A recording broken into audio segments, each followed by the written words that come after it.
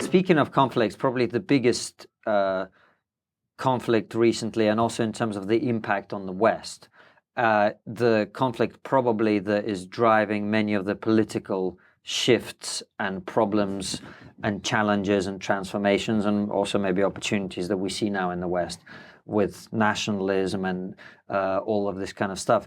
A lot of it seems to be linked to the conflict in Syria and then the ensuing refugee crisis, and it's like one big snowball that's happened. So in 5 minutes or less, I mean, not in 5 minutes or less, but just explain for anyone who doesn't understand or know much about it, how has that happened? What has happened? Was it the collapse of Iraq and the emergence of ISIS there that then spread into Syria? Is that really a stupid question? You look at me like it is. No, that's not stupid, but I mean, it's not accurate. But it's not a stupid question. This is the episode I'm getting destroyed on, which is great. It's not a stupid question, no.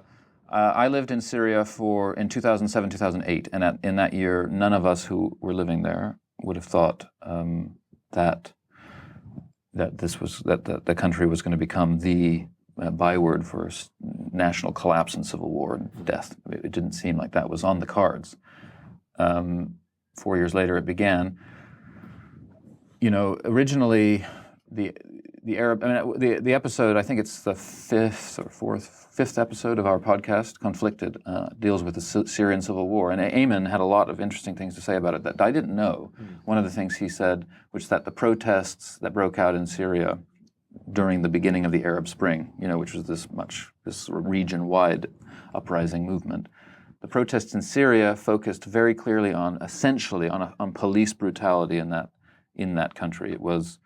It had become de rigueur for the police within Syria to kidnap young 11, 12-year-old boys, rape them, and deposit them in dumpsters as a way of scaring local populations into behaving. And that's terrible. And so they were rallying. Something like that happened in a southern town. They empowered, I guess, or inspired by the Arab Spring, they rose up and said, well, we actually would like this to stop. They petitioned the president, Bashar al-Assad, whom they had no interest in toppling. You know, come on, just stop this. You know, bring the police under control. Instead of doing that, he ordered or allowed the police to fire on the crowds, and then it just became a violent uprising. Syria is extremely important geographically. It's right there in the middle. It borders Turkey, which is a very strong NATO state, which had for 400 years ruled Syria, of course. It borders, you know, Jordan, which is a linchpin in the American security apparatus. The Jordanian secret sort of CIA, effectively, is one of the world's best and most important in combating Islamic terrorism. It borders Israel. We know what that means. And it borders Lebanon, largely a failed state for 35 years. So, you know, it's very, and Iraq, which by that point was kind of a failed state as well. So it's very important. Syria also has the misfortune of being a place where a lot of apocalyptic stories that Muslims and Islamists especially tell themselves about the end of days. Lots of villages are meant to play key roles in the story that brings the return of Jesus and the judgment of the world and the ushering in of the, you know, the end times. Sadly, Syria is like the battleground for that in Muslim eschatology.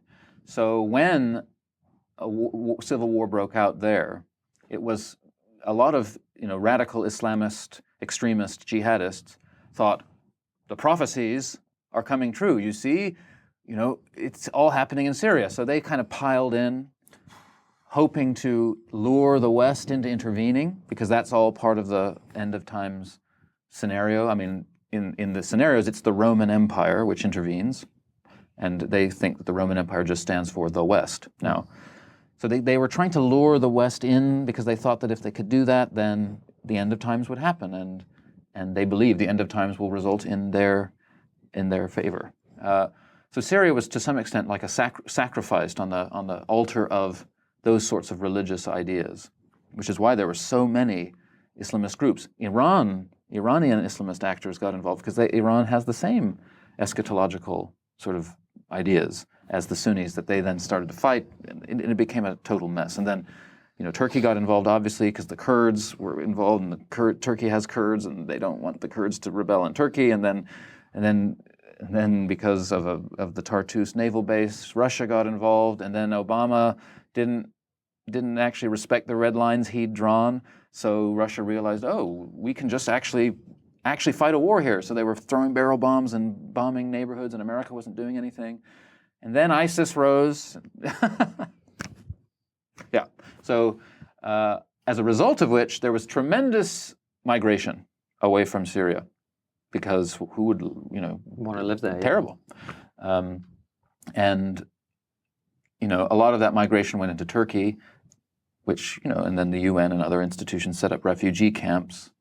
But then, and a lot of those migrants wanted to get to Europe for safety reasons, and also, like many migrants from everywhere, for economic reasons. And that trickle became a flood. I mean, I think there was some manipulation by the Turkish government. They were letting a lot of migrants in. They weren't policing migration because they wanted to use it as a bargaining chip with particularly the Germans, but EU in general, for various concessions, which they received, which is why then they stopped letting the migrants through. So it all became a mess. And famously, Angela Merkel kind of said, come, come, come, and then like 2 million over a course of a summer came, and that freaked out the Hungarians, and absolutely, the poor Greeks who were already on their knees. They couldn't cope with all of these migrants.